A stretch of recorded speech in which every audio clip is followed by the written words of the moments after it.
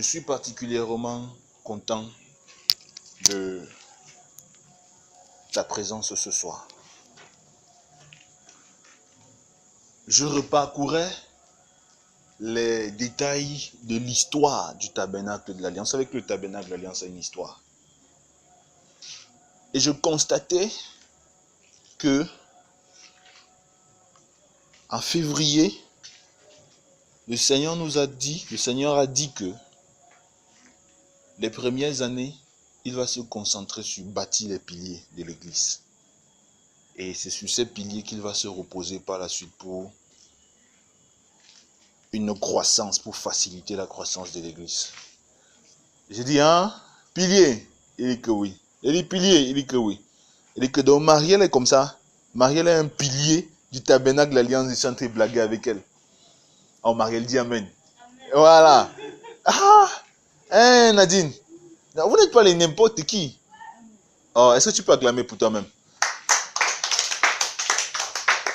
Donc quand il te voit là, comme ça là, je sais que tu es quelqu'un qui part quelque part. Parce que je sais que je suis quelqu'un qui part quelque part. Et je sais que si tu es là ce soir, c'est parce qu'il y a un programme, il y a un calendrier qui est prévu, qui est préparé pour toi.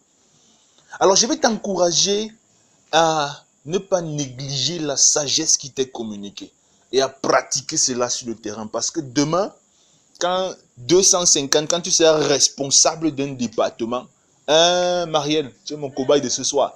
Je ne sais pas si c'est toi qui seras responsable du département à Mouévi. Il y aura 250 personnes qui vont venir, qui seront sous ta responsabilité. Il faudra que tu montres que tu as de la matière. Voilà. Alléluia. Gloire à Dieu. Baissons nos têtes, nous allons bénir le Seigneur. Père, tu es Dieu. Et tu nous aimes. Tu nous aimes d'un amour éternel et parfait. Et tu l'as démontré par le sacrifice de la croix. Et ce soir, tu es en train de nous préparer, Seigneur, afin que nous puissions préparer d'autres personnes avec nous, ensemble pour l'éternité. Merci, Seigneur, parce que ceci est une œuvre grandiose et extraordinaire que tu le fais dans la vie de chacun d'entre nous. Aie ton chemin au milieu de nos cœurs ce soir, parce que le royaume de Dieu est au milieu de nous. C'est au nom de Jésus-Christ que je t'ai prié. Amen. Nous continuons ce soir une série. J'ai fait une découverte récemment. C'est ce mois de novembre aussi que j'ai fait une découverte. Que quelqu'un dit à ton voisin un rima très frais. C'est ce mois de novembre que j'ai découvert cette série. Et avant le jeûne, j'ai commencé la première partie de cet enseignement. C'était un enseignement en 3 parties que j'ai appelé une vie de prière motivée par l'essentiel. Vous vous souvenez que j'ai déjà enseigné ça? Le premier jour où j'ai enseigné la prière motivée par l'essentiel, je me suis concentré sur le besoin fondamental de l'homme. Et j'ai dit que le besoin fondamental de l'homme, qui était le premier essentiel dont nous avions besoin, pour toute prière efficace, c'était le réveil spirituel. Pour ceux qui se rappellent. J'avais dit que tu as besoin de réveil. Toi et moi, nous avons besoin de réveil. Quel que soit ce qu'on parle. Quand je dis réveil spirituel, beaucoup de gens pensent que je suis en train de dire que si tu ne parlais pas en langue, tu vas commencer à parler en langue. Non. C'est pas ça que je dis. Le réveil spirituel n'est pas nécessairement parlant. Il y a des gens qui parlent en langue et qui sont endormis jusqu'à...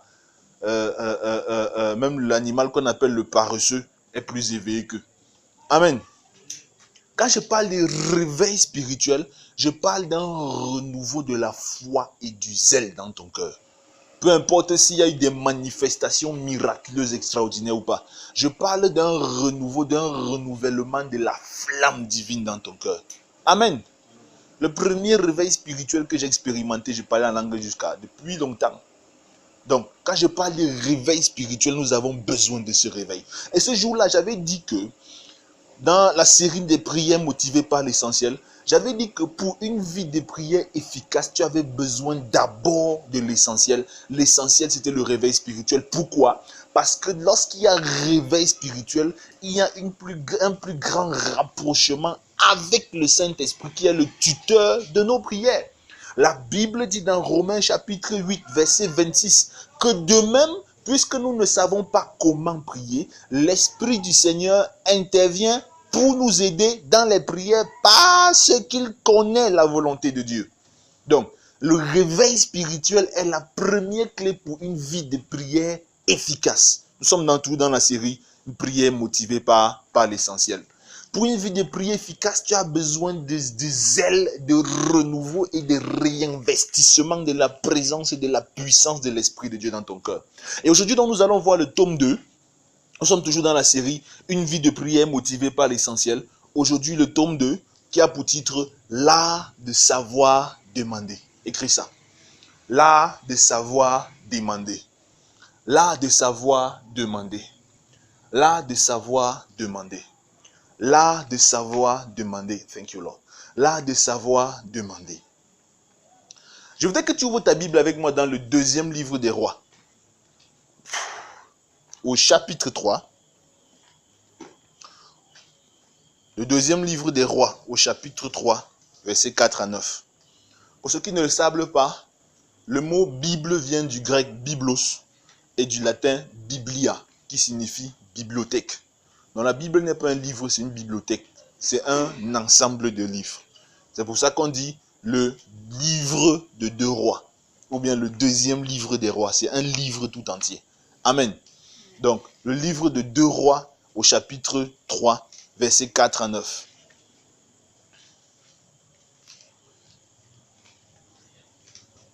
On va chercher un lecteur ou une lectrice qui est inspiré. Si tu es inspiré pour lire, tu peux te mettre debout, tu lis pour l'assemblée. 2 Rois chapitre 3, versets 4 à 9. 2 Rois chapitre 3, versets 4 à 9. Michal, le roi de Moab, possédait des troupeaux. Oups, c'est un roi, autant pour moi. J'ai commis une petite erreur. C'est un roi. Ok, on va rester avec toi. Tu vas simplement retrouver un roi au chapitre 3, verset 4 à 9. Un roi, plutôt. Verset 4 à 9, c'est quelque part là. Le roi se rendit à Gabaon pour y offrir des sacrifices, car c'était le principal des hauts lieux. Salomon offrit 1000 holocaustes sur l'autel. À Gabaon, l'Éternel lui apparut en rêve pendant la nuit et Dieu lui dit : « Demande-moi ce que tu veux, je te donne. » Salomon répondit : « Tu as traité avec une grande bonté ton serviteur David, mon père, parce qu'il marchait en ta présence dans la fidélité et la justice, et avec un cœur droit envers toi.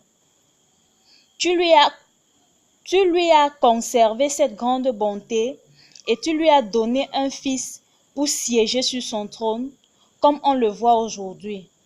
Maintenant, Éternel mon Dieu, tu m'as établi roi, moi ton serviteur, à la place de mon père David. Or, je ne suis qu'un jeune homme, je n'ai pas d'expérience. Ton serviteur se trouve au milieu de ton peuple, celui que tu as choisi, et c'est un peuple immense, si nombreux qu'il ne peut être ni compté, ni recensé. Accorde donc à ton serviteur un cœur apte à écouter, pour juger ton peuple, pour distinguer le bien du mal. En effet, qui serait capable de juger ton peuple, ce peuple si important? Cette demande de Salomon plut au Seigneur, et Dieu lui dit : puisque c'est cela que tu demandes, puisque tu ne réclames pour toi ni une longue vie, ni les richesses, ni la mort de tes ennemis, mais que tu demandes de l'intelligence pour exercer la justice, je vais agir conformément à ta parole. Je vais te donner un cœur si sage et si intelligent qu'il n'y a eu avant toi et qu'on n'en verra jamais personne après toi. Je te donnerai en outre ce que tu n'as pas demandé, des richesses et de la gloire, en si grande quantité qu'il n'y en aura pendant toute une vie aucun roi qui soit égal. Amen. On a prolongé jusqu'à un verset un peu plus bas. Jusqu'au verset 13. Merci beaucoup. Donc, nous sommes dans l'histoire du roi Salomon. Salomon vient d'être consacré roi. Et j'ai parlé de son cas déjà la première fois où je parlais d'une prière motivée par l'essentiel. Avant d'être consacré roi, son pays, il a un problème. Premièrement, il y a d'abord les partisans de Absalom qui sont encore là. Vous savez que Absalom avait chassé son père du trône quelques années auparavant. Et il y a presque tout Israël, ou alors une grande partie d'Israël, s'est classée derrière Absalom.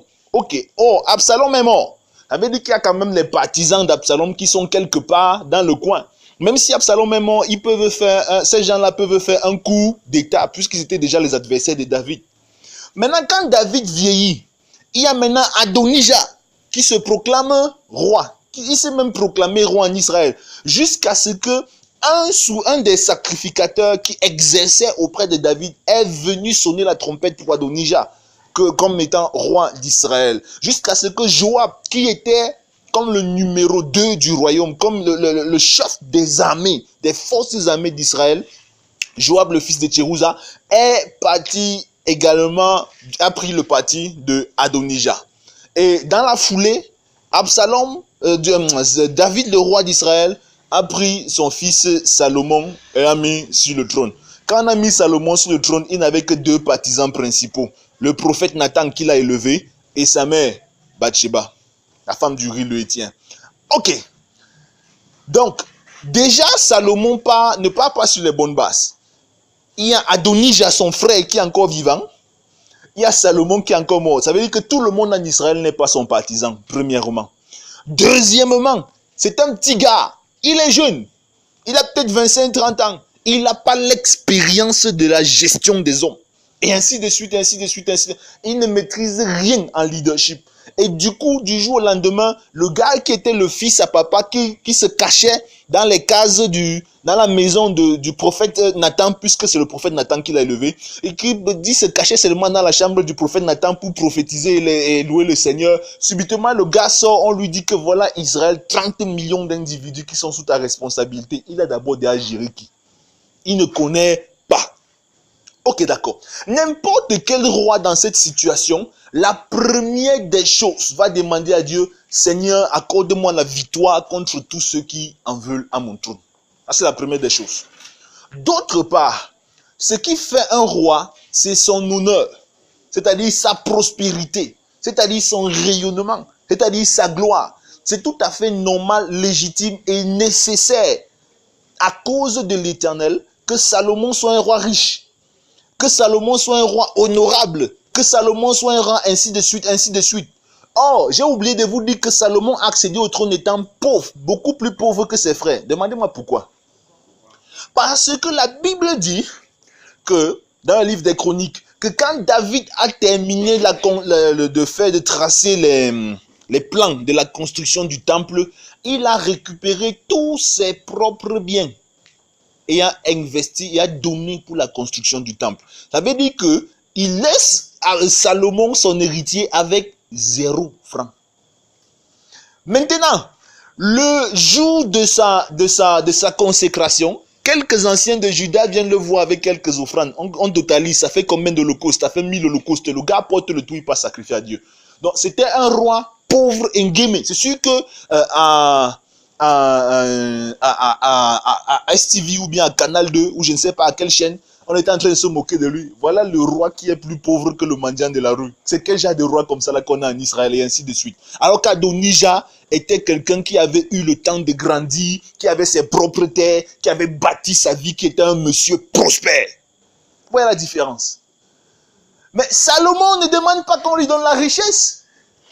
Et ainsi de suite. Je pourrais continuer à décortiquer le statut de Salomon à son accession au trône. Mais qu'est-ce qu'il fait? La Bible dit qu'il demande une seule chose, la sagesse et l'intelligence pour juger le peuple. Et si nous examinons exactement très bien la conversation entre l'Éternel et Salomon, nous constaterons que Salomon avait compris que s'il a la sagesse et l'intelligence, il aura tout le reste. S'il a la sagesse et l'intelligence, par cette sagesse et intelligence, il aura tout le reste. Il dit dans le livre des Proverbes, j'étais un fils à mon père et il me disait, recherche la sagesse, car par elle, tu pourras faire ceci, ceci, ceci, ceci, ainsi de suite. Il constate, et c'est à cause de cela que Dieu lui promet puisque tu auras la sagesse et l'intelligence, ce que tu n'avais pas demandé, je vais te donner au travers de cette sagesse et de cette intelligence. Vous comprenez le principe? J'en suis parvenu à une conclusion. Nous sommes dans une série, je vais vous développer ça, vous allez comprendre ça totalement. J'en suis parvenu à une conclusion. À chaque étape, à chaque niveau de ta vie, tous les problèmes que tu rencontres sont les tentacules ou alors les indicateurs d'un besoin. Un seul besoin. Si tu ne dis pas amen, ça veut dire que tu n'as pas compris. Tous les défis que tu as maintenant, ont une seule solution. Si tu parviens à identifier cette solution, par cette solution, tu vas résoudre tous les autres problèmes. C'est ça que j'appelle une prière motivée par l'essentiel. Salomon ne vient pas demander tout à Dieu. Non. Il ne vient pas prier comme nous. Seigneur, défends mes ennemis. Défends-moi contre mes ennemis. Donne-moi la richesse. Tu vois que mon trône, affermis mon trône. Fais ceci, fais ceci, fais ceci. Toutes ces choses-là, ce sont des problèmes réels et vrais. Mais si tu me donnes la sagesse et l'intelligence, je parviendrai à résoudre tous ces problèmes. Et effectivement, il a résolu tous ces problèmes. Il a eu un royaume stable. Il s'est débarrassé de ses ennemis. Il a été prospère. Il a bien jugé le peuple. Ainsi de suite, ainsi de suite. Avec quoi? Avec la sagesse. Vous lirez son histoire dans la suite de 1 roi chapitre 3, 4, 5, 6, ainsi de suite. Avec la sagesse. Donc, il y a une seule chose en fait que Dieu doit te donner qui va résoudre tous les problèmes actuels que tu as. Une prière motivée par l'essentiel. Je m'étais toujours étonné, après avoir lu beaucoup de livres de prière, après avoir fait des recherches et ainsi de suite, que pourquoi même les chrétiens les plus sincères prient jusqu'à... Mais environ 80 à 90% de nos sujets de prière ne sont pas exaucés. Vrai ou vrai? Aidez-moi. Vrai ou vrai? Jusqu'à ce que, pendant que j'ai décidé, en accord avec le Seigneur, que nous allons entrer dans une période de 3 mois pendant lesquels nous allons beaucoup prier, que le Saint-Esprit me donne cette révélation. Beaucoup prier, c'est une chose. Mais savoir quoi demander, c'est une autre chose. C'est pourquoi je peux beaucoup prier, mais ne pas obtenir autant de résultats que celui qui sait exactement quoi demander. Donc au lieu de prier et bavader, il est plutôt important pour nous d'identifier quel est le besoin que Dieu doit combler. Et le reste, ça marche. Je vous ai parlé du roi David. Le jour où on a lu le psaume 63. En fait, c'est à partir du psaume 63 là que le Seigneur a commencé à me donner cette révélation. Quand je suis rentré à la maison, on continue à étudier le texte. J'avais même commencé à travailler ça avec ma femme à la maison, quand on préparait l'étude biblique. Et il avait dit, on a vu que Salomon venait de le chasser du trône. Et il avait perdu son honneur. En passant, à cette époque-là de sa vie, David était le roi le plus craint de l'Orient. Parce qu'il avait massacré tous les adversaires. Il avait installé un poste de garde à Damas. C'est-à-dire qu'il avait dépassé les limites que Dieu avait données à Canaan. Sa royauté était tellement puissante qu'il avait dépassé le territoire de Canaan jusqu'à aller s'installer en Syrie. Il dirait, son influence allait jusqu'en Égypte, jusqu'en Europe et jusqu'en Asie. Il était le roi le plus puissant et le plus craint de son temps. Il avait amené l'arche de l'alliance de Kiryat Yarim au mont Sion. Et chaque jour, en fait 7 fois par jour, David partait se prosterner devant l'arche de l'Éternel au mont Sion pour louer le Seigneur 7 fois par jour. Quand on nous dit de prier 5 fois, on commence à pleurer. David, lui, il louait 7 fois par jour. Je ne sais même pas le temps qu'il faisait pour faire autre chose. Amen. Et même qu'il avait tout le reste du temps pour faire autre chose, parce qu'il avait beaucoup de femmes. Amen. Donc, s'il avait beaucoup de femmes, ça veut dire qu'il avait le temps pour gérer les femmes là. Donc, Il faut prier. Ne dis pas que tu n'as pas le temps pour prier. Tu auras tout le temps pour faire autre chose. Dis-moi amen. Alors, il allait donc devant l'arche de l'Éternel, la tente de l'Éternel, au mont Sion, 7 fois par jour. Il était d'une prospérité exagérée. La Bible dit que lors d'une fête en Israël, où c'est la fête des trompettes, où c'est la fête de Pâques, il a offert un pain et un morceau de viande à tout Israël. Essaye de calculer. Ça fait des milliards et des milliards qu'il a dépensé. Environ 6 ou 7 milliards qu'il a dépensé. Le gars était exagérément riche. Amen. Mais il a tout abandonné ça. Il a fui comme un bandit. Parce que quoi? Parce que son fils a fait le coup d'état. Son fils a tout confisqué.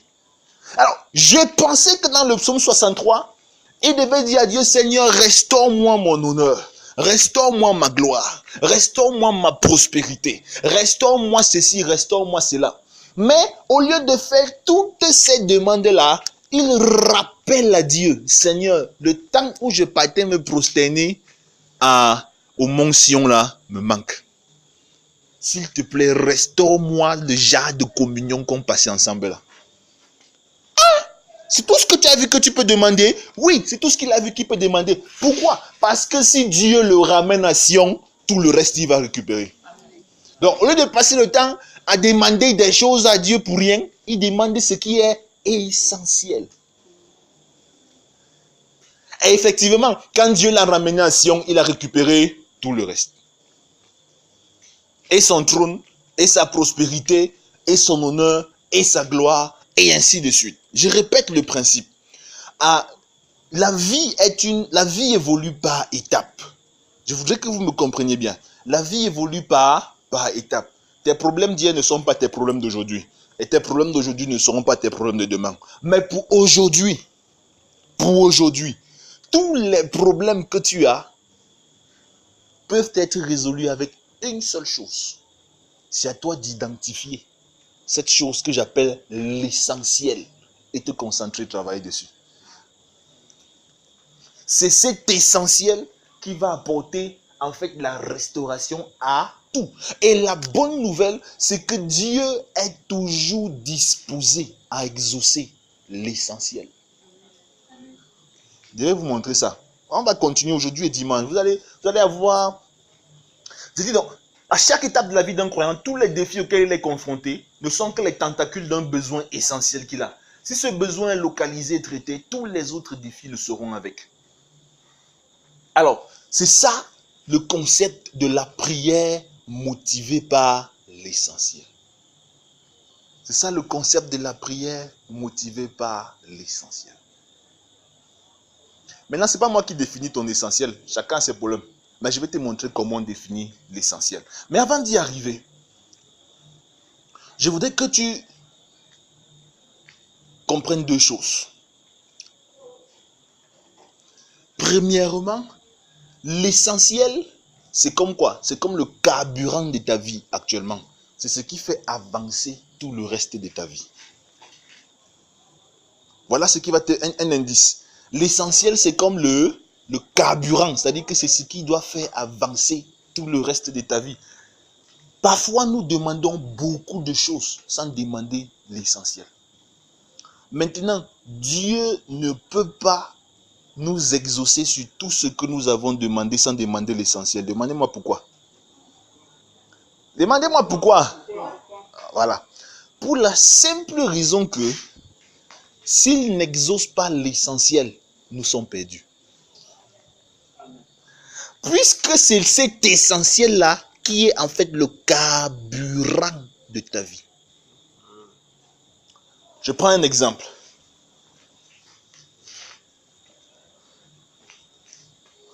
Deschanel, tu as fait l'auto-école? Ok, tu as fait l'auto-école. Qui ici n'a pas fait l'auto-école? Ils ont tous fait l'auto-école. Voici une femme qui n'a pas fait l'auto-école.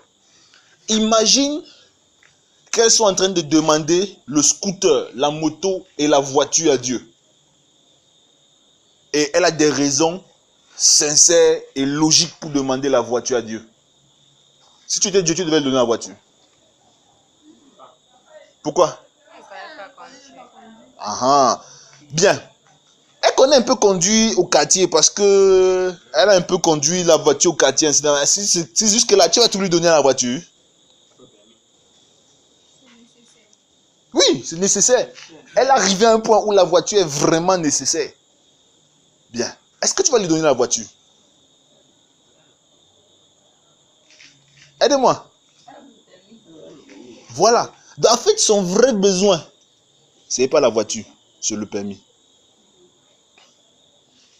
Pendant que toi, elle est arrivée à un point où la voiture est vraiment nécessaire.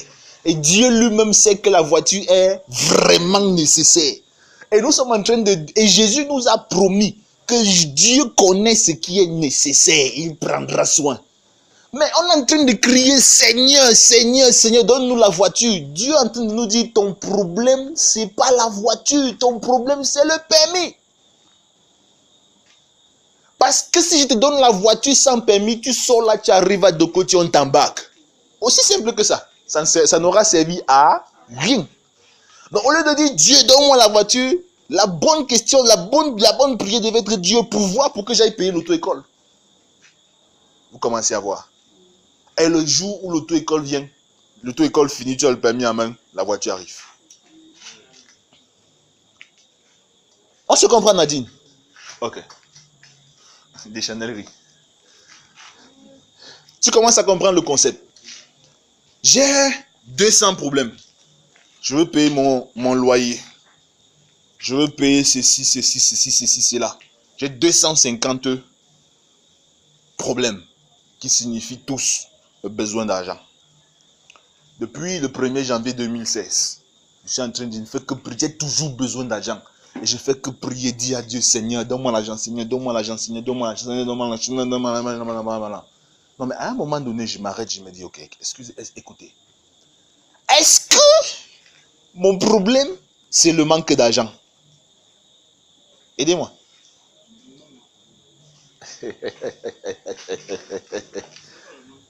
Aïe, aïe, aïe, aïe, aïe, aïe, aïe.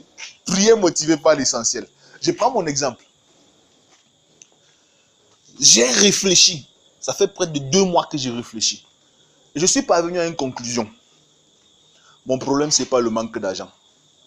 Mon problème, c'est que le tabernacle et l'alliance grandissent. Si l'église s'y grandit, j'aurai tout ce dont j'ai besoin. Donc, au lieu de dire, Seigneur, donne-moi l'argent, ma bonne prière doit être, Seigneur, fais grandir l'église ici. Vous me comprenez? Au lieu de dire, Seigneur, donne-moi l'argent, Seigneur, je veux ceci, Seigneur, je veux ceci, je veux cela. Ma bonne prière doit être, Seigneur, fais grandir l'église ici. Parce que l'église ici est l'essentiel de ma vie. Et tout le reste des éléments dépend de l'église. S'il me donne l'argent sans faire grandir cette église, c'est que l'église va mourir.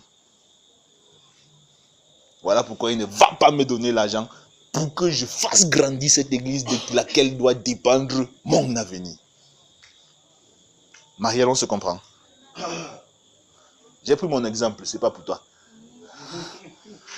Maintenant, si tu veux découvrir l'essentiel, tu vas me voir en secret. Je ne vais pas quand même vendre ta vie comme au marché Dakar comme ça. Tu viens me voir. Alors, on va faire 5 minutes de causerie. Tu vas comprendre quel est l'essentiel dans ta vie. Amen. Prière motivée par l'essentiel. J'ai prié pour moi. Madame Kuati a son cas. Chacun d'entre nous a son cas. Chacun d'entre nous doit pouvoir identifier l'essentiel et se concentrer dessus. Laisse-moi te dire que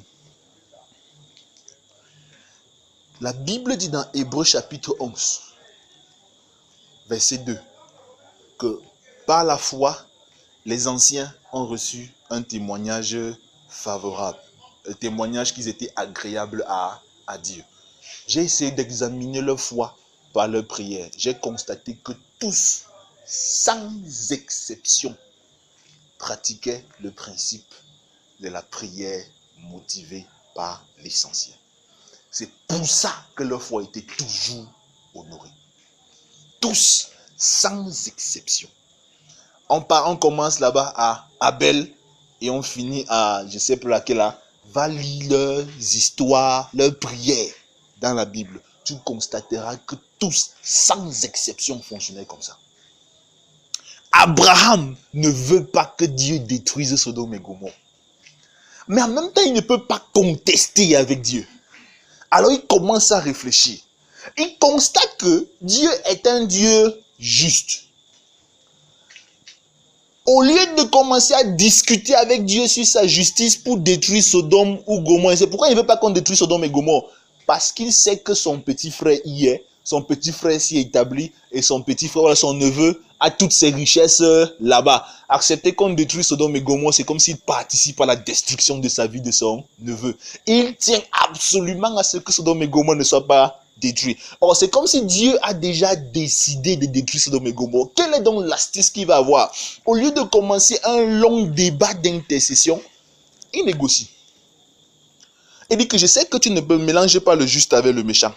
Si tu trouves seulement 10 justes, tu vas les laisser, non? Ouais. Il se concentre plutôt sur le juste. Parce qu'il sait que Dieu étant un Dieu juste, la justice va maintenir la vie de tout Sodome et Gomorrhe. Si toute la ville de Sodome et Gomorrhe demeure, je veux dire, si personne n'est tué, les gens là vont continuer à acheter les brebis de son cousin. Et son cousin va continuer à devenir riche. Donc, il négocie avec l'essentiel. L'essentiel, c'est qu'il y a au moins 5 juste là-bas. Malheureusement, pour lui, c'est arrêté à 5. Et comme Dieu n'a pas trouvé 5, il a retiré l'autre et il a détruit. Vous voyez comment on avait l'essentiel. Je vous ai parlé de Jacob. Il a créé des problèmes partout où il passe. Devant lui, il y a son frère qui lui avait promis la mort, qui est en train de venir. Derrière lui, il y a Laban. Que si ce n'était pas Dieu, c'est que Laban a coupé sa tête. Et Laban avait dit que tu traverses la ligne ici et coupe ta tête. Donc là où le gars est, il est dans une situation critique. Or, il est obligé d'aller à Canaan. Partout où il passe, il a créé des problèmes. Sa propre famille, il a épousé 2 sœurs. D'abord, c'est très grave. Il a épousé 2 sœurs. Les 2 sœurs se détestent cordialement et chaleureusement. Et ainsi de suite. Donc, le gars ne sait pas comment gérer. Amen. Mais j'ai cru qu'il allait arriver à Dieu, à la bataille de Péniel, et dit, Seigneur, donne-moi la grâce de gérer ma famille. Donne-moi la grâce de... Donne-moi. Non, ne se fatigue pas. Il demande une seule chose. Bénis-moi. C'est là l'essentiel. Une seule chose. Bénis-moi. Pourquoi? Parce que si tu me bénis, la bénédiction, c'est quoi? La bénédiction, quand Dieu te donne une parole de bénédiction, c'est qu'il te dit quelque chose et il s'engage à marcher devant toi pour réaliser ce qu'il t'a dit. Donc la bénédiction scelle la présence de Dieu dans ta vie. Alors il dit non, bénis-moi. Pourquoi? Parce qu'il sait que la présence de Dieu est l'essentiel. Si Dieu est dans son environnement, gars, la Bible dit que quand Dieu approuve les voies d'un homme, qu'est-ce qui se passe? Il dispose en sa faveur même ses ennemis. Donc si Dieu est dans son environnement, même ceux qui veulent le tuer vont le protéger. Et c'est ce qui s'est passé. Amen. Il n'a pas fait comme moi. J'aurais dit, Seigneur, tu connais son frère Ésaü. Vraiment, je prie que tu prépares le cœur d'Ésaü. Je prie que et me fatiguer, jeûner, prier jusqu'à compter mes côtes. Et pourtant, ce n'était pas ça l'essentiel. L'essentiel, c'est qu'il fallait que Dieu soit là. Je veux dire que si on prend chacun d'entre eux, tu vas voir leur prière. Prière motivée par l'essentiel. Tous les problèmes que tu as là sont les signes d'un seul et véritable besoin. Et c'est ce besoin-là que j'appelle l'essentiel. Quand tu identifies ce besoin, tu travailles dessus. Et si tu demandes beaucoup de choses sans demander l'essentiel, Dieu va être obligé d'attendre que tu identifies l'essentiel. C'est pour ça que certains parmi nous, nos vies sont en stand-by. On a prié, on a jeûné, on s'est gâté, on s'est même fâché. On est encore revenu demander pardon à Dieu. Recommencer à prier. On nous a dit qu'il faut être patient. On nous a dit qu'il faut monter. On nous a dit qu'il faut être désireux. Non. Va encore, tu analyses profondément la situation. Tu vas découvrir l'essentiel et travailler sur l'essentiel et avancer. Alors, comment identifier l'essentiel? Comment identifier l'essentiel? Comment identifier l'essentiel? Déjà, Premier point, demander à Dieu la sagesse. Tu ne peux pas identifier l'essentiel tout seul. Ton cerveau n'est pas... Si tu as le problème, c'est que ton cerveau n'est pas capable d'identifier l'essentiel. Donc, tu dois demander la sagesse à Dieu. Jacques chapitre 1, verset 5. Jacques chapitre 1, verset 5. Si quelqu'un parmi vous manque de sagesse, qu'il la demande à Dieu, qui donne à tous simplement et sans reproche. Jacques chapitre 1, verset 5. Demandez à Dieu la sagesse. Lord, give me wisdom to identify this situation in which I am. Demandez à Dieu la sagesse. Tu as besoin de la sagesse. Deuxième chose. Jacques 1, verset 5. Deuxième chose. Demandez au Saint-Esprit. Demandez au Saint-Esprit la révélation. Jérémie 33, verset 3. Qui dit quoi? Invoque-moi et je te répondrai. Je te révélerai des réalités cachées que tu ne connais pas. Jérémie 33, verset 3. Invoque-moi et je te répondrai. Invoque-moi et je te répondrai. Demandez au Saint-Esprit de nous aider à identifier la sagesse. Je vous ai dit que dans Romains 8, 26, l'apôtre Paul a dit que nous ne savons pas prier. C'est pourquoi le Saint-Esprit vient à notre secours. Amen. C'est pourquoi le Saint-Esprit vient à notre secours. Donc, pour que notre vie de prière soit efficace, allons lui demander, Saint-Esprit, la fesse là, je ne comprends pas. Aide-moi à identifier qu'est-ce qui est essentiel. Qu'est-ce qui est essentiel. Qu'est-ce qui est essentiel, comme Salomon l'a fait. Il a dit que donne-moi seulement la sagesse et l'intelligence. Le reste, je m'en occupe. Essentiel. Voilà comme... Vous savez, Dieu, oh... Jésus dit que cherchez premièrement le royaume de Dieu et sa justice. Et toutes les choses vous seront données par-dessus. Ça c'est quoi? Ça c'est la consécration du principe de l'essentiel. Quand il dit que premièrement et le reste, ça veut dire que devant Dieu, il y a des choses qui sont priorité à gérer. Dans ta prière, il y a des prières que tu dois faire de manière prioritaire et de manière essentielle. Et c'est ça qui complète le reste. On se comprend? Merci. On se comprend? Okay. Prochaine chose, observez attentivement ta vie. Écris ça. Observez attentivement ta vie. Observez attentivement ta vie. Attentivement. Proverbe 6, verset 6 dit que regarde la fourmi et tire des leçons. Proverbe 6, verset 6. Regarde la fourmi et tire des leçons. Je vous dis quelque chose. J'ai commencé à observer les fourmis. Quand j'ai redécouvert ce passage, j'ai commencé à observer les fourmis. Tel ouvrier un carte à bûcher tout ce que je connais sur les fourmis. Tu me vois comme ça à la douche. Je suis en train de regarder les fourmis qui passent sur le mur. J'observe, je dis, mais je t'assure que les fourmis me donnent des leçons extraordinaires. La parole de Dieu est vraie. Hein? Un jour, je vais donner un enseignement intitulé « Leçon de fourmis ». Amen. Je ne vais pas parler ça ici, là, mais il me donne des leçons extraordinaires. Un enseignement intitulé « Leçon de fourmis ». Observez attentivement. Ensuite, réfléchis beaucoup. Maintenant, quel est le meilleur moyen pour finir avec observer attentivement? Quel est le meilleur moyen d'observer attentivement? C'est observer en écrivant. Quand tu veux examiner ta vie, prends un cahier. Ne commence pas à parler. Prends un cahier. Toutes les idées qui te viennent, tu écris. Tu écris. Le bishop David Oyedepo dit que la meilleure manière de penser, c'est penser en écrivant. Il faut écrire. Les idées qui te viennent en tête, il faut écrire. J'ai tel problème, tu écris. Ma vie a tel problème, tu écris. Mon foyer a tel problème, tu écris. Ma relation avec tel a tel problème, tu écris. Mes poches ont tel problème, tu écris. Et tu poses la question, pourquoi? Toutes les possibilités de réponses qui te viennent, tu écris. Non, tu prends un cahier, le temps là, tu es concentré. Amen. Après, et pendant que tu le fais, tu réfléchis.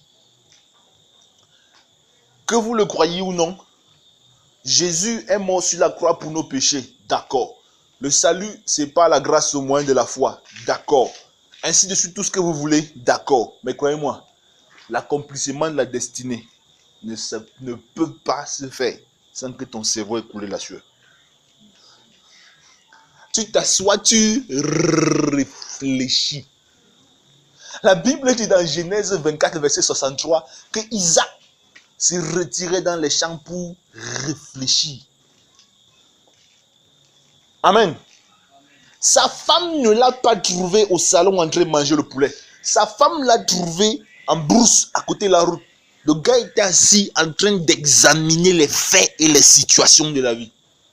C'est pour ça que quand Dieu lui a dit en pleine sécheresse que petit frère, tu ne pars pas en Égypte, reste ici là. Le gars il a dit que non, il n'y a pas de problème. Dieu ne peut pas me piéger. Sa femme pouvait se sentir piégée, mais il a dit à sa femme que non, que ton cœur ne se trouble point. Le cerveau va trouver la solution. Il s'est assis, il a réfléchi, il a compris la stratégie de l'irrigation. Il est devenu l'homme le plus riche de la terre. Réfléchis. Amen. Beaucoup d'entre nous, nous réfléchissons par rapport à nos problèmes. Je vous ai toujours dit ça. Quand je dis que nous réfléchissons par rapport à nos problèmes, c'est que nous réfléchissons, je vais dire ça comment? Nous réfléchissons pour contempler le problème au lieu de réfléchir pour créer des solutions au problème. Vous comprenez ce que je dis? Nous réfléchissons pour contempler le problème. Ouais, j'ai même fait quoi au type là pour qu'il me traite comme ça? Ouais, alors que je suis moi, je fais de mon mieux. Alors que du matin au soir, tu es en train de dire ouais, j'ai fait quoi? Alors que ouais, j'ai fait quoi? Alors que... Ça, c'est pas la bonne réflexion. La réflexion là te tue. Parce que tu sors de là étant émotionnellement frustré, détérioré, désengagé et abattu. Mais la bonne réflexion, c'est ok, il est clair que j'ai un problème dans cette affaire-ci. T'assois. Quelles sont les parties en cause? Tu écris, c'est ce que j'ai dit quand tu observes, n'est-ce pas? Quelles sont les parties en cause?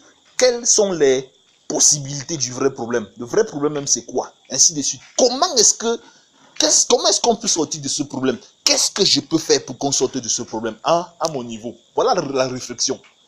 Amen. Au lieu de passer le temps à dire ouais, j'ai même fait quoi? Ouais. On pense que les femmes font ça alors que les hommes font ça jusqu'à. On pense que c'est seulement l'affaire des femmes alors que même les hommes font ça jusqu'à.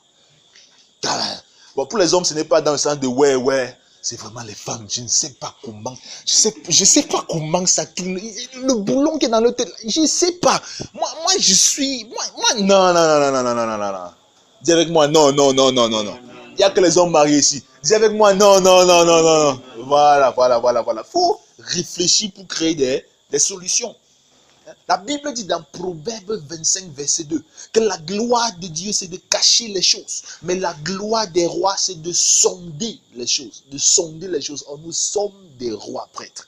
Donc, la gloire notre vie ne va pouvoir refléter une certaine gloire que si nous cultivons l'habitude et la capacité de sonder, de réfléchir, de penser, de créer des solutions constructives. Amen. Ensuite, nous sommes toujours en train de parler de comment identifier l'essentiel. Il dit d'abord demander à Dieu la sagesse, ensuite demander au Saint-Esprit la révélation, ensuite observer attentivement et réfléchir. Maintenant, quatrième chose à faire, il est clair que généralement, à ce niveau-ci, là, généralement, tu vas déjà identifier l'essentiel. Mais, on continue avec les éléments. Dans cette réflexion, pendant que tu réfléchis et que tu mets tout par écrit, établis l'élément clé qui apporterait le changement au reste de ta vie. Donc, le but de toute cette réflexion et de tout le travail que tu fais là, c'est d'établir l'élément clé qui doit apporter la solution à tout le reste des problèmes. Établir l'élément clé qui doit apporter la solution à tout le reste des problèmes. Établir l'élément clé qui doit apporter la solution à tout le reste des problèmes. Établir l'élément clé qui doit apporter la solution à tout le reste des problèmes. Je l'ai dit, La vie, tu as une seule vie. Et tout ce que tu expérimentes dans ta vie maintenant sont les indicateurs d'un seul problème aux yeux de Dieu. Et Dieu veut résoudre ce problème-là. Alors, quand tu auras découvert l'essentiel, la preuve que cette situation ou alors ce besoin que tu as découvert est vraiment le besoin essentiel, c'est quand il sera comblé, il te permettra de couvrir tous les autres problèmes autour de toi. Tant que ce n'est pas le cas, tu n'as pas encore identifié le besoin. Tant que tu l'auras trouvé, il te permettra de couvrir tous les autres besoins. On a vu avec la prière de Salomon. Dieu lui dit, ok, d'accord. Je vais te donner la sagesse que tu as demandé. Mais en plus, je te donnerai. Non, ça c'est le point de vue de Dieu. Maintenant, nous savons concrètement que ce n'est pas cette sagesse qu'il va donner. Je te donnerai la prospérité, la renommée, la stabilité, et ainsi de suite. Si vous lisez Proverbe chapitre 8, le roi Salomon nous dit que la sagesse apporte tout ça.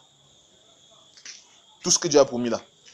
Il dit que la sagesse donne tout ça. Donc, en fait, la clé du succès, de son succès, c'était la sagesse. Il avait compris que si Dieu me rend sage, mince, les gars sont en train de réfléchir dans cette salle. Il avait compris que si Dieu me rend sage, c'est que ça va aller pour le reste. Amen. Amen. Il n'a pas demandé à Dieu de s'occuper d'Adonija, non. Il n'a pas demandé à Dieu de s'occuper de le prospérer, non. Il n'a pas demandé à Dieu de s'occuper d'établir la justice, non. Il n'a pas demandé à Dieu de s'occuper des partisans des autres, de son autre frère, non. Il n'a pas demandé à Dieu de s'occuper de tel ou de tel. Non, non, non, non, non. Il a demandé une seule chose. Donne-moi la sagesse. La Bible dit, oh, j'aime l'histoire. Ézéchias, Pasteur Tali Rachel, Ézéchias a un problème. Il fait face à un adversaire puissant qu'on appelle Sankérib. Sankérib a conquis tout le royaume de Juda et a vaincu toutes les armées d'Ézéchias dans toutes les villes. Il manque Jérusalem. Et ils arrivent, il y a les murs à Jérusalem, ils commencent à casser les murs. Ézéchias ne se dérange pas. Il envoie les gars aller dire au prophète Ésaïe, fils d'Amoz. Il dit que l'enfant est sur le point de sortir du sein maternel. Élève une prière à Dieu pour le reste. J'ai cru qu'il allait dire, vraiment, j'ai perdu mes soldats, 250 000 soldats sont en guerre. Vraiment, il y a déjà combien de villes là qui sont sous l'autorité, le pouvoir de Sankérib. Vraiment, vraiment, vraiment, vraiment, il dit à Isaïe que élève une prière pour ceux qui sont à Jérusalem. Et je demande que, mais il a oublié les autres habitants du royaume de Juda? Non! Il connaît Dieu. Il sait que si Dieu délivre Jérusalem, il va délivrer le reste du royaume de Juda est libéré. Amen. Donc il ne casse pas la tête pour rappeler à Dieu toutes les autres villes du royaume de Juda. Non. Il dit qu'occupe-toi de Jérusalem. Jérusalem, c'est l'essentiel. Et qu'est-ce qui s'est passé? Sankérib est arrivé chez lui. Il allait se prosterner dans le temple de Dagon et ses propres fils l'ont tué. Et du coup, la domination est finie. Ézéchias a récupéré son royaume. Vous comprenez l'histoire? Donc, l'essentiel pour Ézéchias, c'était Jérusalem.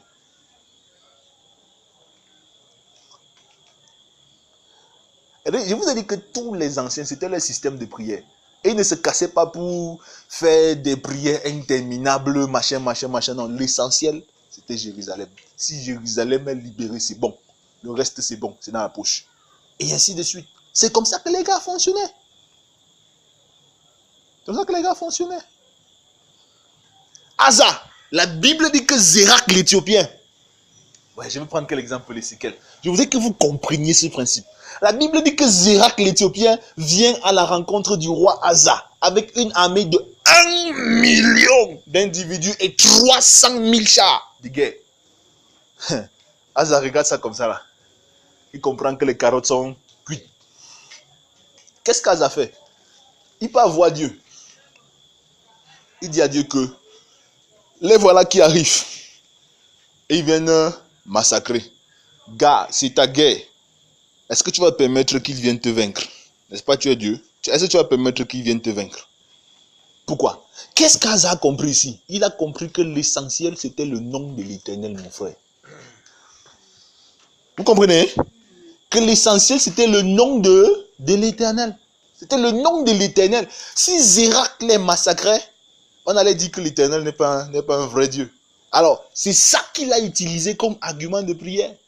Il n'a pas commencé à dire, Seigneur, je n'ai pas assez d'armées, je n'ai pas assez de soldats, je n'ai pas... Non, non, non, quel est l'essentiel dans tout ça? C'est que je suis en train de perdre la guerre et par conséquent, le prestige de Jéhovah est en train d'être déstabilisé. Voilà mon sujet de prière. Dieu, ton prestige est en péril.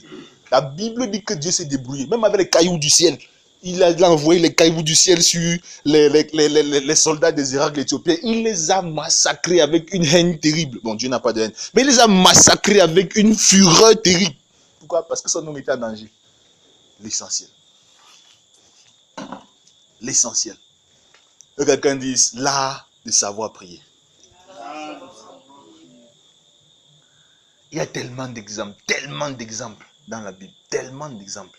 Maintenant, quand tu as trouvé l'élément clé qui apportera le changement au reste de ta vie, au reste des autres problèmes de ta vie, tu fais de cet élément clé le motif principal de ta prière. Quand tu as trouvé l'élément clé, tu fais de cet élément clé le motif principal de ta prière. Tu fais de cet élément clé le motif principal de ta prière. Tu fais de cet élément clé le motif principal de ta prière. Tu fais de cet élément clé le motif principal de ta prière. Tu fais de cet élément clé le motif principal de ta prière. Quand Daniel est resté en captivité jusqu'à d'abord, il n'avait jamais été content de rester en captivité. Le jour en lisant le livre de Jérémie, il tombe sur le verset qui dit que les gars vont faire 70 sabbats, c'est-à-dire que 70 ans en captivité. Le gars dit que, bien. Maintenant, il calcule, il se rend compte que bon, on est déjà à 69, presque 70 ans. Il ne vient pas dire à Dieu, Seigneur, depuis que nous sommes arrivés ici à Babylone, ils nous ont convertis à l'esclavage. Ils nous ont massacrés. Ils nous ont torturés. Ils s'approprient de nos richesses. Ils font ceci. Non, non, non, c'est pas ça la prière. Non! Il ne commence pas. Il ne dit pas tout ce qu'on leur fait là-bas. Non, non, non, non, non, non, non, non. Il dit, Dieu, nos ancêtres ont péché. Vraiment. Ils ont péché, tu as raison. Souviens-toi de tes 70 ans. La Bible dit, c'est dans Daniel chapitre 9. La Bible dit que, en fait, l'histoire, quand Daniel prie là, l'histoire explique que quelques mois plus tard, Cyrus a sorti l'édit. Que ici, là, parle Cyrus, le roi de l'univers. Si quelqu'un parmi vous est juif qui se lève, il rentre à Jérusalem. Amen. Prière motivée par l'essentiel. Alors, quand tu as identifié l'essentiel, et nous allons finir par là, quand tu as identifié l'essentiel, tu dois faire de cet essentiel le motif central de ta prière et de ton travail. Alors, comment prier? J'ai dit de ta prière et de ton travail. Donc, comment prier? Comment prier? Ça, c'est le dernier grand point. Nous allons nous arrêter avec ce point. Comment prier? Comment prier? Premier point. Prier au nom de Jésus. Prier au nom de Jésus. Prier au nom de Jésus. Vous avez lu les Saintes Écritures, notamment dans l'Évangile selon Saint Jean, mais un peu partout ailleurs, où lui-même a dit tout ce que vous demanderez au Père en mon nom, il vous le donnera. Ok. C'est la question qui est dans la tête de Laura. Mais et comment alors depuis, je prie, je termine ma prière par au nom de Jésus et tu n'exauces pas Dieu? Hein, Laura? Il faut se poser les bonnes questions. Questions motivées par l'essentiel. Le nom de Jésus. Il faut que nous obtenions, que nous saisissions ce que Jésus voulait dire quand il disait tout ce que vous demanderez en mon nom, il vous le donnera. L'Église a retenu la forme de cette prière, mais a perdu le fond. Je dis encore, l'Église, c'est-à-dire qu'au fil des années, les chrétiens ont retenu la forme.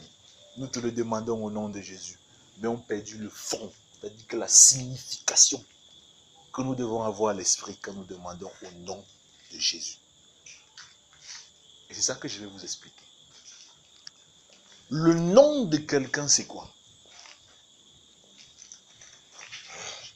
Pour Dieu, le nom de quelqu'un incarne les attributs intrinsèques de la personne. Gros français. Le nom de quelqu'un incarne les attributs personnels de la personne. Incarne les vertus, incarne la valeur, incarne l'identité de la personne. Moïse dit, Exode chapitre 3, je vais leur dire que le Dieu de vos pères m'a envoyé vers vous. Il n'a pas un nom. Il dit, dis-leur que je suis m'a envoyé vers vous. Parce que je suis celui qui suis. Pourquoi Dieu donne le nom je suis? Pourquoi Dieu se nomme je suis? C'est ça que nous traduisons en français Jéhovah. Pourquoi Dieu donne le nom je suis? Pourquoi? Parce qu'il veut intégrer dans la mentalité, dans la pensée des Israélites, qu'il est le Dieu qui préexiste au temps et qui subsiste au temps. C'est-à-dire qu'il est l'éternel. Le temps est né après lui. Et quand le temps sera fini, il va continuer. Ça veut dire que quoi? Ça veut dire tout simplement que lui, les circonstances et les événements qui se déroulent dans le temps n'ont pas d'influence sur lui, ni sur sa pensée. En fait, c'est comme ça que les Israélites devraient comprendre ça. Ça fait donc que ni Pharaon, ni la mer Rouge, ni tout autre problème est incapable de le freiner dans ses élans et dans ses projets. C'est ce qu'il voulait que les pharaons comprennent. C'est pour ça qu'il se nommait le « Je suis ».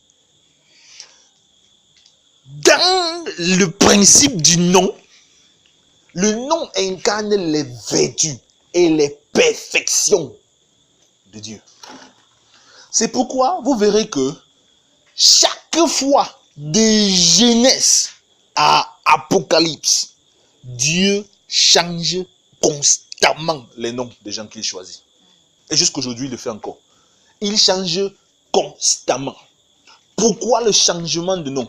Quand on voit le changement de nom, on croit que non, c'est parce que Dieu fait la poésie. Non, Dieu ne fait pas la poésie. Le changement de nom implique un réinvestissement d'un certain nombre de vertus et de qualités dans la personne qui n'existait pas. Il dit, à partir d'aujourd'hui, tu ne seras plus Abraham, mais tu seras Abraham, qui signifie Père des nations. Tu n'avais pas d'enfant avant, maintenant je vais te donner des nations. Tu vois, il y a changement de vertu, il y a changement de perspective et de qualité dans la personne. Tu ne t'appelleras plus Sarai, mais tu t'appelleras maintenant Sarah, qui signifie... Ah, ils sont petits. Mère d'une multitude.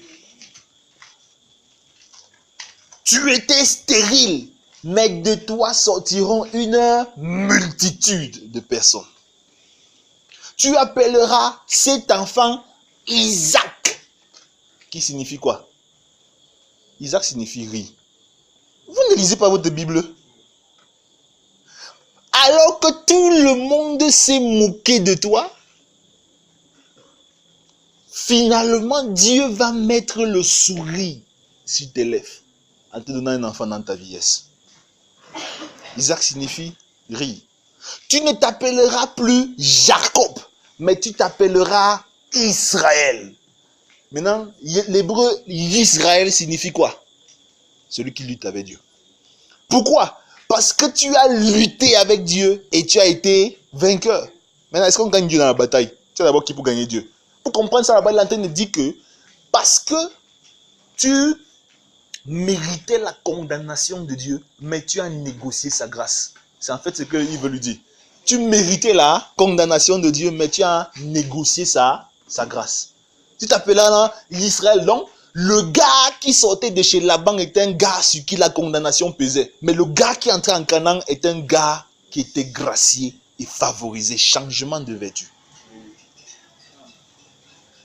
Tu ne t'appelleras plus Shimon, mais tu t'appelleras Céphas.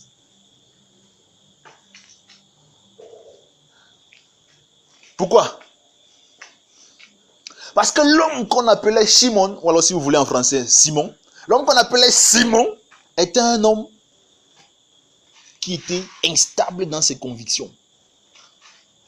Était un homme qui avait peur, qui tremblait, qui stressait. Mais l'homme qu'on appelait Pierre est une colonne de l'église. Il est stable dans sa conviction.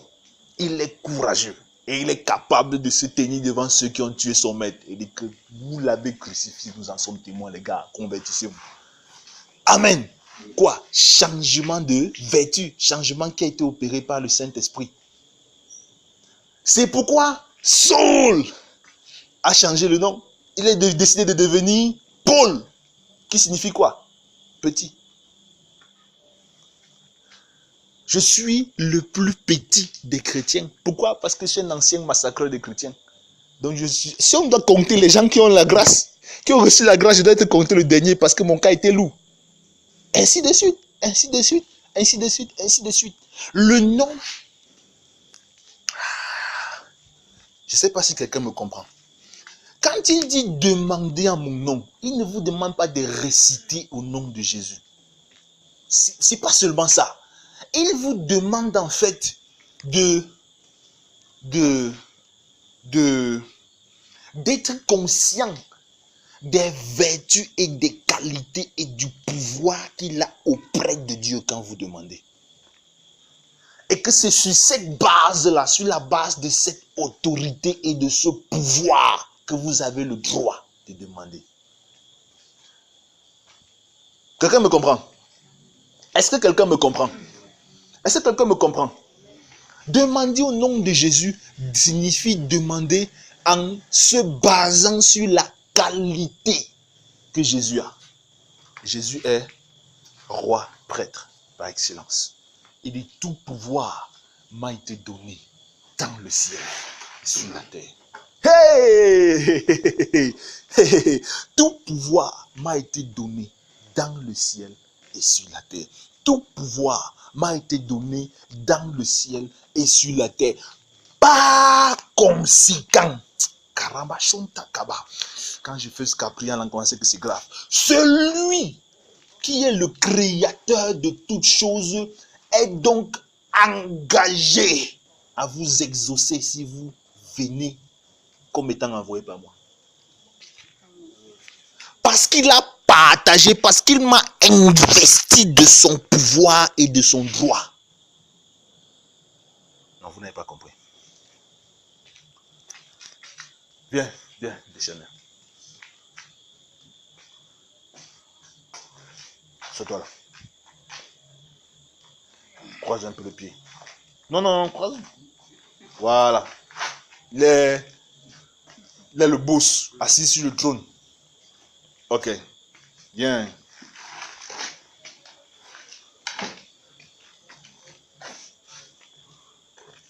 Lui, il est à la droite. Il est à la droite. Ok. Viens.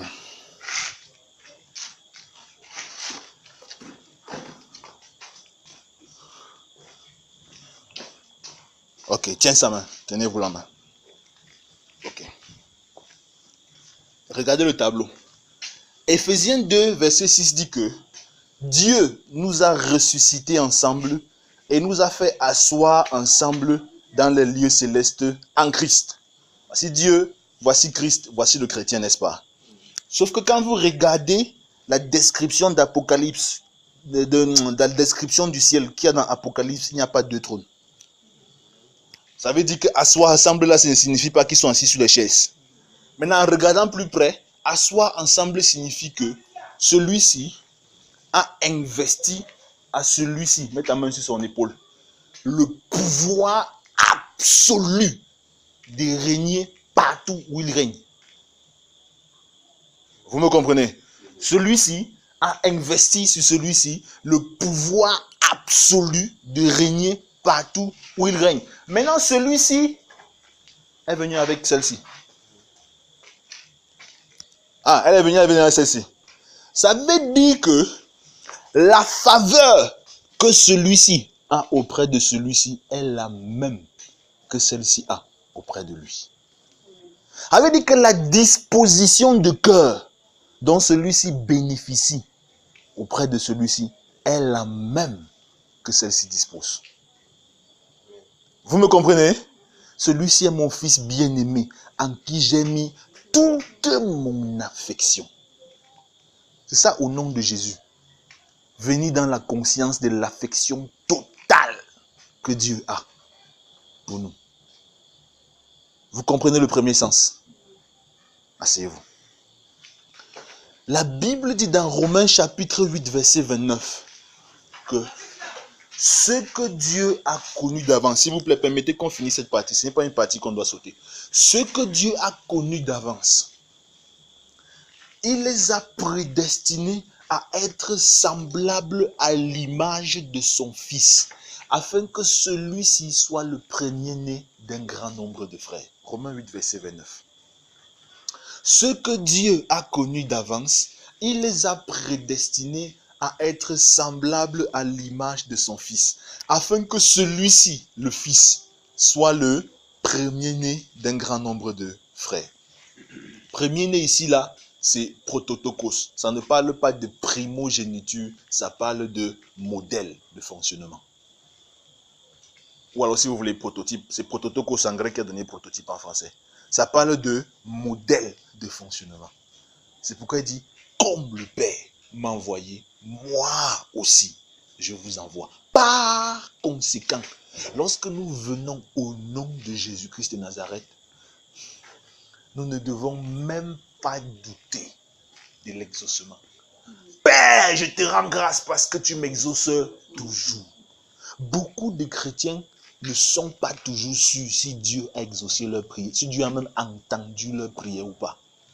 Ta prière n'est pas exaucée parce que ton Père n'a pas entendu. Ta prière n'est pas exaucée parce que tu n'as pas identifié l'essentiel.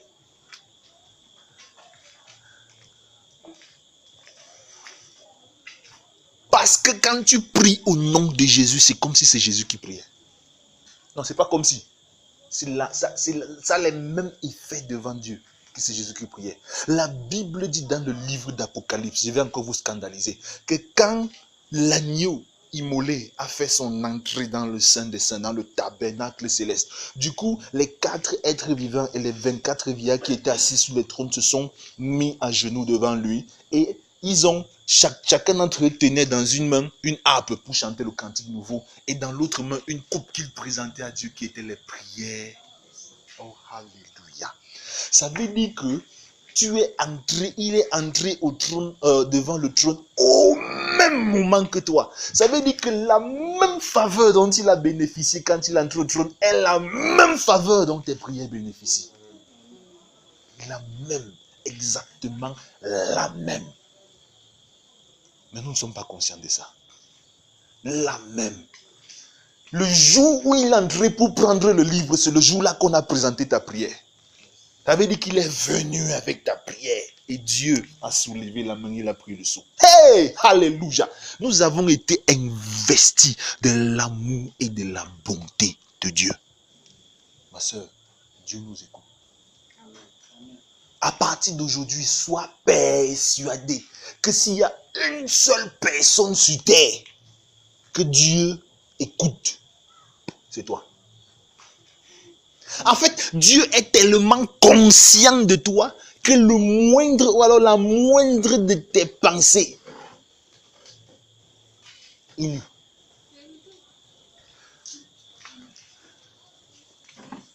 Vous commencez à comprendre le sens de demander au nom de Jésus. Mais parfois nous oublions beaucoup ça. Demander au nom de Jésus signifie également demander avec la mentalité que Jésus a. Jacques nous dira, vous demandez et vous ne recevez pas parce que vous demandez mal. C'est-à-dire pour satisfaire vos désirs et vos passions. Jésus ne demandait pas pour satisfaire ses désirs et ses passions. Oh, alléluia. Demandez dans la mentalité, dans la perspective de Jésus. La Bible dit dans le livre d'Ésaïe, au chapitre 9, si vous allez lire à partir du verset 5, verset 6, un enfant nous est donné. Non, un enfant nous est né et un fils nous est donné. Et la domination reposera sur ses épaules. 2 versets plus tard, on dit que étendre cette domination et affermir le royaume par le droit et par la justice. Tel sera le zèle de l'Éternel des armées. Avait dit que la seule préoccupation de Dieu, en fait, c'est d'étendre son royaume. La seule préoccupation de Dieu, c'est d'étendre son royaume. Mais nous sommes tellement loin de ça. En fait, parfois, nous ne nous en préoccupons même pas.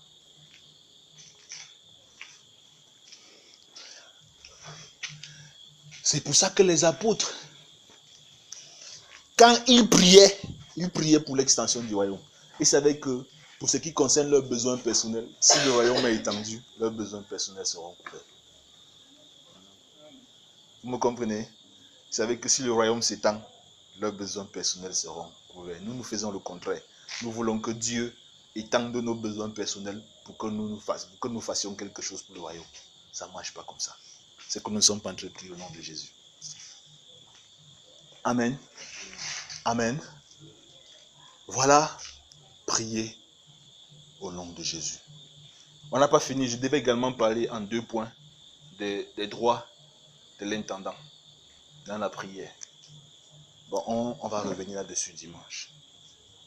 Mais je voudrais que tu comprennes que tous les besoins de ta vie sont en fait liés, tous les problèmes de ta vie sont liés à un seul besoin. Et Dieu veut travailler sur ce besoin. Dieu te regarde avec bonté, avec la même bonté, avec le même amour, avec le même zèle qu'il a regardé Jésus-Christ. Mais il ne peut pas exaucer tes prières sans exaucer l'essentiel. Parce que s'il exauce tes prières sans commencer par l'essentiel, c'est fini pour toi, il te détruit. Et il n'est pas un père qui détruit. Et tu dois commencer à prier au nom de Jésus. Quand tu as identifié l'essentiel, tu vas dans la présence du Père au nom de Jésus. Dans la conscience de ta valeur devant Dieu. Dans la conscience de la perspective de la croissance du royaume. Dieu va certainement t'écouter. Prions.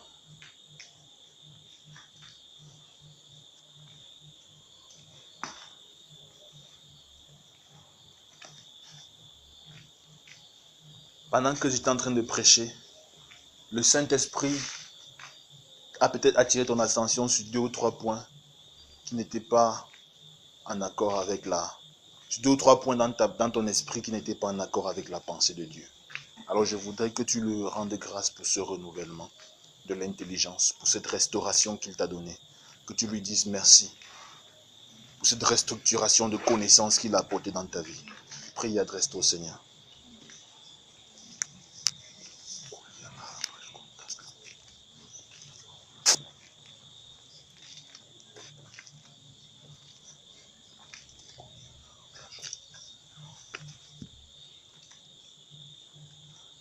Père,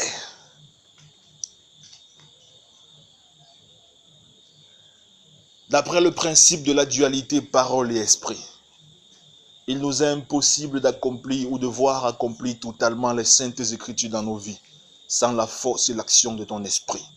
C'est pour ça que je prie, Seigneur, pour mes frères et sœurs et pour moi-même, Père. Après le fait de me répandre devant toi en action de grâce pour la sagesse que tu nous communiques. Oui, Père, je prie que tu déposes dans nos cœurs, Seigneur, l'orientation, la puissance et la force de l'esprit, afin que par cette sagesse et par cette intelligence de l'esprit, Seigneur, nous puissions implémenter ces vérités au quotidien et voir notre vie de prière connaître un bond extraordinaire du côté de l'exaucement. Nous te rendons grâce, Seigneur, de nous avoir révélé combien Dieu nous aime, combien Dieu est favori, et Dieu nous favorise, combien il est disponible à notre égard, combien il veut nous faire du bien et combien il est disposé à nous exaucer toujours. Père, merci Seigneur pour toute cette leçon. Merci pour ta sagesse et merci pour les fruits qu'ils produiront dans nos vies au quotidien. Au nom de Jésus-Christ, j'ai prié. Amen. Nous allons passer rapidement aux offrandes sans plus tarder. Si quelqu'un a sa dîme, il peut tout simplement soulever son enveloppe